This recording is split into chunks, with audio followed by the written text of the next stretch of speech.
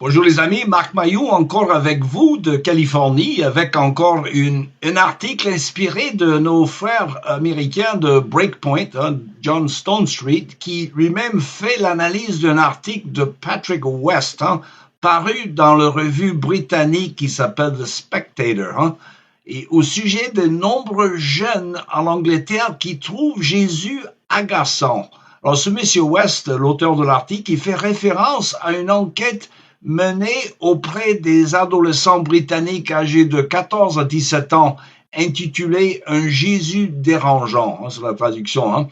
Cette enquête visait à comprendre la perception que les jeunes non-chrétiens ont des Écritures et de la Bible. Et selon les auteurs de l'étude, je le cite, ce qu'ils ont exprimé relevait parfois d'interprétations profondément gênantes et troublantes, et avec lesquelles nous sommes peut-être trop familiers, tout en offrant des perspectives nouvelles sur Dieu et Jésus qui peuvent de prime abord sembler presque hérétiques.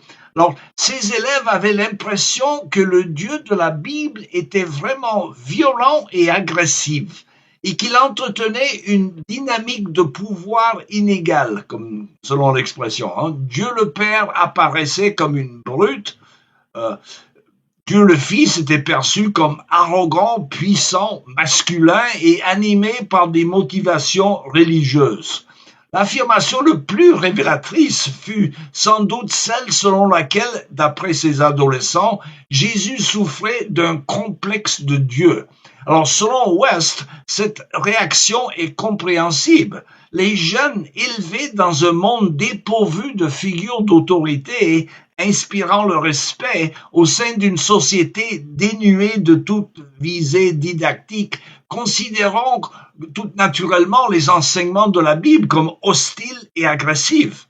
Et dans un monde où chacun se voit réduit à posséder sa propre vérité, beaucoup trouveront l'idée même du christianisme tout simplement incompréhensible. Mais il y a aussi un autre facteur.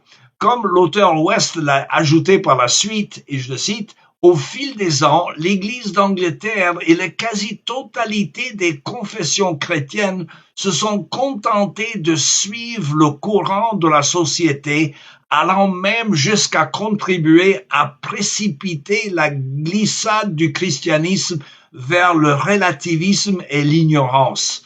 En d'autres termes, fin de citation, l'expérience visant à gagner les âmes perdues par le biais des stratégies de pertinence culturelle a échoué.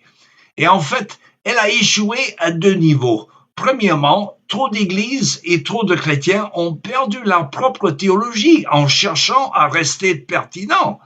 Et deuxièmement, nous avons échoué à faire des disciples, ce qui constitue la tâche première que notre Seigneur nous a confiée.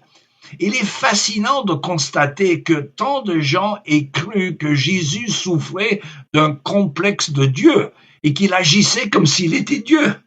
Alors, ils attendaient ça comme une insulte, mais ils n'avaient pas tort. Jésus agissait bel et bien comme Dieu. Il parlait comme si le destin éternel de chaque individu dépendait de lui.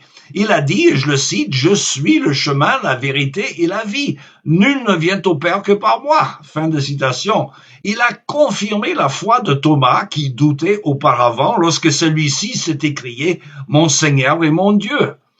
Jésus employait régulièrement l'expression « je suis » à son propre sujet, et souvent de manière inusitée.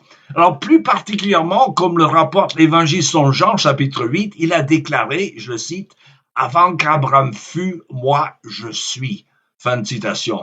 Alors, les adversaires de Jésus y ont immédiatement vu un blasphème en référence à la révélation que Dieu fit de lui-même à Moïse au pied du buisson ardent sous le nom de « Je suis », c'est le nom de Dieu. Alors, le Christ s'est présenté donc comme l'accomplissement suprême des événements de l'Ancien Testament. À l'instar de Moïse, il a nourri le peuple dans le désert, il a fait descendre la loi de la montagne. Et à l'image d'Élie et d'Élisée, il a ressuscité le fils d'une mère endeuillée. Il a dit, il a accompli ces choses comme s'il détenait lui-même le pouvoir et l'autorité.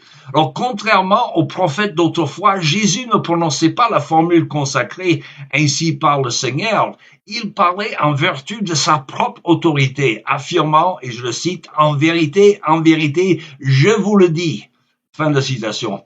Après tout, le Christ n'a pas été mis à mort parce qu'il était un homme si aimable ou parce qu'il prenait la défense des pauvres. Il a été tué parce que les pouvoirs en place le jugeaient dangereux. Il n'était pas le Messie qu'ils attendaient et c'est pourquoi ils l'ont rejeté.